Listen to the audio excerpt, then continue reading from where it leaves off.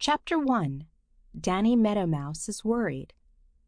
Danny Meadow Mouse sat on his doorstep with his chin in his hands, and it was very plain to see that Danny had something on his mind. He had only a nod for Jimmy Skunk, and even Peter Rabbit could get no more than a grumpy "Good morning." It wasn't that he had been caught napping the day before by Reddy Fox and nearly made an end of. No, that wasn't it. Danny had learned his lesson, and Reddy would never catch him again. It wasn't that he was all alone with no one to play with. Danny was rather glad that he was alone. The fact is, Danny Meadow Mouse was worried. Now, worry is one of the worst things in the world, and it didn't seem as if there was anything that Danny Meadow Mouse need worry about. But you know, it is the easiest thing in the world to find something to worry over and make yourself uncomfortable about. And when you make yourself uncomfortable, you are almost sure to make everyone around you equally uncomfortable. It was so with Danny Meadow Mouse. Striped Chipmunk had twice called him Crosspatch that morning, and Johnny Chuck, who had fought Reddy Fox for him the day before, had called him Grumpy. And what do you think was the matter with Danny Meadow Mouse? Why, he was worrying because his tail was short. Yes, sir, that is all that ailed Danny Meadow Mouse that bright morning. You know, some people let their looks make them miserable. They worry because they are homely or freckled or short or tall or thin or stout, all of which is very foolish. And Danny Meadow Mouse was just as foolish in worrying because his tail was short. It is short. It certainly is all of that.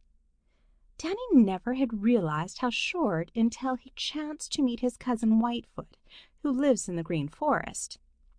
He was very elegantly dressed, but the most imposing thing about him was his long, slim, beautiful tail. Danny had at once become conscious of his own stubby little tail, and he had hardly had pride enough to hold his head up as become an honest Meadow Mouse. Ever since he had been thinking and wondering how his family could have such short tails. Then he grew envious and began to wish and wish and wish that he could have a long tail like his cousin Whitefoot.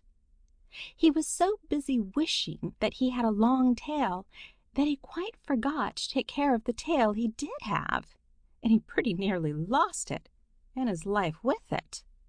Old Whitetail the Marsh Hawk spied Danny sitting there moping on his doorstep and came sailing over the tops of the meadow grasses so softly that he all but caught Danny.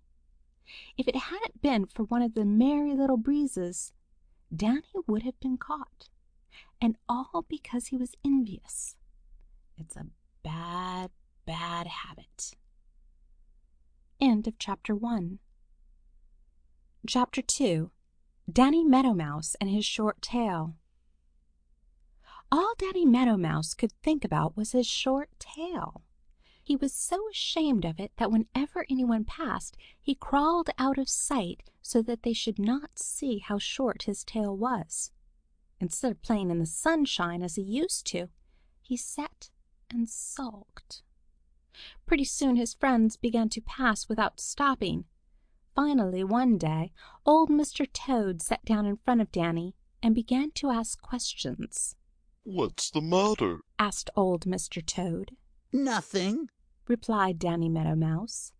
"I don't suppose there really is anything the matter. But what do you think is the matter?" said old Mr. Toad. Danny fidgeted, and old Mr. Toad looked up at jolly, round, red Mr. Sun and winked. "Sun is just as bright as ever, isn't it?" he inquired. "Yes," said Danny. "Got plenty to eat and drink, haven't you?" continued Mr. Toad. "Yes," said Danny. "Seems to me that that is a pretty good-looking suit of clothes you're wearing." said Mr. Toad, eyeing Danny critically. Sunny weather, plenty to eat and drink, and good clothes. Must be you don't know when you're well off, Danny Meadow Mouse. Danny hung his head. Finally he looked up and caught a kindly twinkle in old Mr. Toad's eyes. Mr. Toad, how can I get a long tail like my cousin Whitefoot of the Green Forest? He asked. So that's what's the matter. Ha ha ha! Danny Meadow Mouse, I'm ashamed of you. I certainly am ashamed of you, said Mr. Toad. What good would a long tail do you? Tell me that. For a minute, Danny didn't know just what to say. I'd look so much better if I had a long tail, he ventured. Old Mr. Toad just laughed. You never saw a meadow mouse with a long tail, did you? Of course not. What a sight it would be! Why, everybody on the Green Meadows would laugh themselves sick at the sight. You see, you need to be slim and trim and handsome to carry a long tail well. And then, what a nuisance it would be! You would always have to be thinking of your tail and taking care to keep it out of harm's way. Look at me. I am homely. Some folks call me ugly to look at, but no one tries to catch me as Farmer Brown's boy does, Billy Mink, because of his fine coat, and no one wants to put me in a cage because of a fine voice. I am satisfied to be just as I am, and if you'll take my advice, Danny Meadow Mouse, you'll be satisfied to be just as you are. Perhaps you are right, said Danny Meadow Mouse after a little. I'll try. End of Chapter 2. Chapter 3. Danny Meadow Mouse Plays Hide and Seek. Life is always a game of hide and seek to Danny Meadow Mouse. You see, he is such a fat little fellow that there are a great many other furry-coated people, and almost as many who wear feathers, who would gobble Danny up for breakfast, or for dinner if they could. Some of them pretend to be his friends, but Danny always keeps his eyes open when they are around and always begins to play hide and seek. Peter Rabbit and Jimmy Skunk and Striped Chipmunk and Happy Jack Squirrel are all friends whom he can trust. But he always has a bright twinkling eye open for Reddy Fox and Billy Mink and Shadow the Weasel and Old Whitetail the Marsh Hawk and several more, especially Hooty the Owl at night.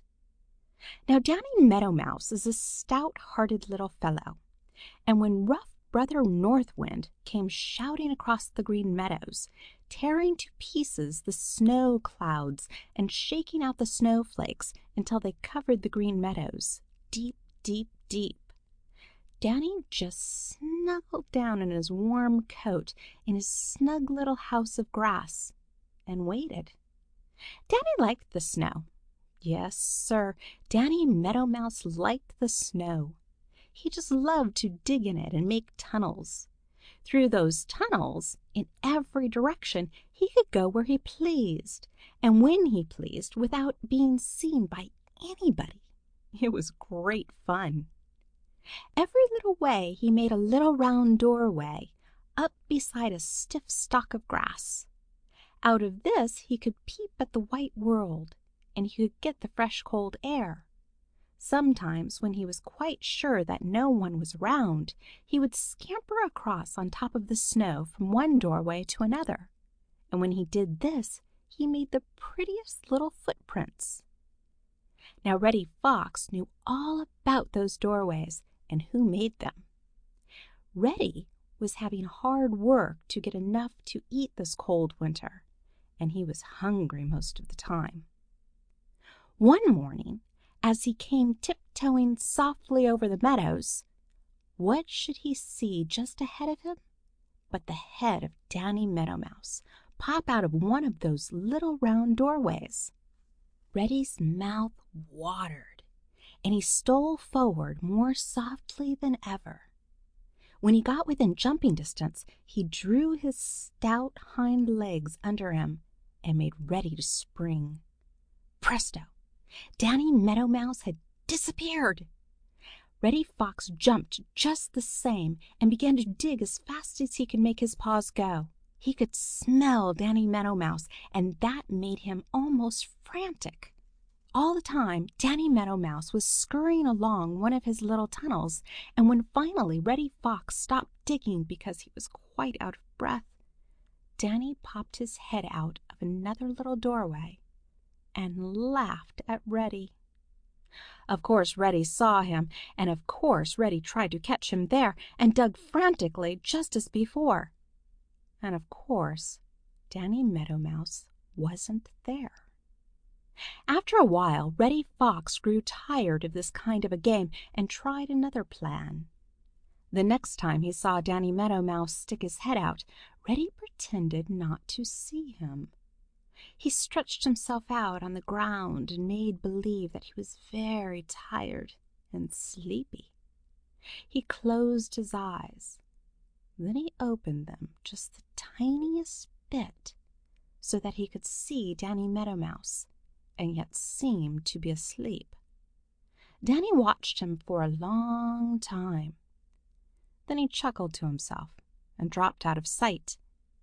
No sooner was he gone than Reddy Fox stole over close to the little doorway and waited.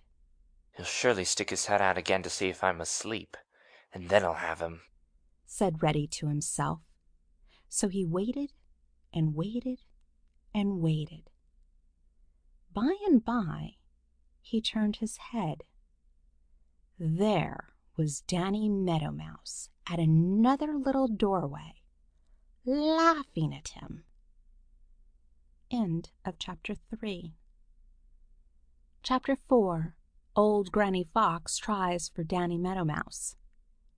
Danny Meadow Mouse had not enjoyed anything so much for a long time as he did that game of hide and seek. He tickled and chuckled all the afternoon as he thought about it. Of course, Reddy had been it. He had been it all the time, for never once had he caught Danny Meadow Mouse. If he had, well, there wouldn't have been any more stories about Danny Meadow Mouse, because there wouldn't have been any Danny Meadow Mouse anymore. But Danny never let himself think about this. He had enjoyed the game all the more because it had been such a dangerous game. It had been such fun to dive into one of his little round doorways in the snow, run along one of his own little tunnels, and then peep out at another doorway and watch Reddy Fox digging as fast as ever he could at the doorway Danny had just left. Finally, Reddy had given up in disgust and gone off muttering angrily to find someone else for dinner. Danny had sat up on the snow and watched him go. In his funny little squeaky voice, Danny shouted, Though Reddy Fox is smart and sly, hi-hum-diddle-dee-o, I'm just as smart and twice as spry, hi-hum-diddle-dee-o. That night Reddy Fox told old Granny Fox all about how he had tried to catch Danny Meadow Mouse.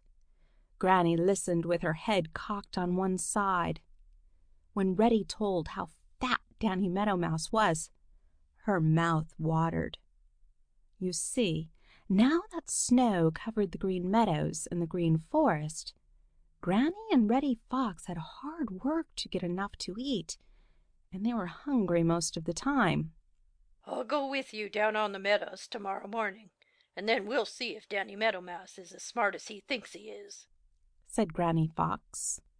So, bright and early the next morning, old Granny Fox and Reddy Fox went down on the meadows where Danny Meadow Mouse lives. Danny had felt in his bones that Reddy would come back, so he was watching, and he saw them as soon as they came out of the Green Forest. When he saw old Granny Fox, Danny's heart beat a little faster than before, for he knew that Granny Fox is very smart and very wise, and has learned most of the tricks of all the other little meadow and forest people. This is going to be a more exciting game than the other, said Danny to himself, and scurried down out of sight to see that all his little tunnels were clear so that he could run fast through them if he had to. Then he peeped out of one of his little doorways hidden in a clump of tall grass. Old Granny Fox set ready to hunting for Danny's little round doorways, and as fast as he could find them, Granny came up and sniffed at each. She knew that she could tell by the smell which one he had been at last. Finally, she came straight towards the tall bunch of grass. Danny ducked down and scurried along one of his little tunnels. He heard Granny Fox sniff at the doorway he had just left. Suddenly, something plunged down through the snow right at his very heels. Danny didn't have to look to know that it was Granny Fox herself, and he squeaked with fright. End of chapter 4.